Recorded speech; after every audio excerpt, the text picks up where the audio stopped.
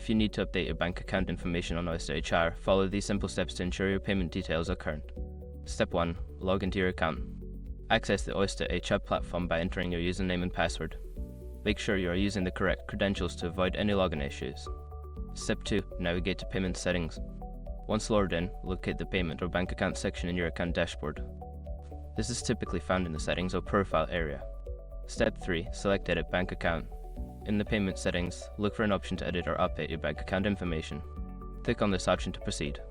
Step 4. Enter new bank details. Before filing a refund or dispute, use the OysterHR.com link in the description to open the refund dispute deadline calculator and confirm your deadline. Step 5. Save changes. After entering your new bank details, make sure to save the changes. You may receive a confirmation message indicating that your bank account has been successfully updated. Make sure to review your payment settings periodically to ensure everything remains accurate.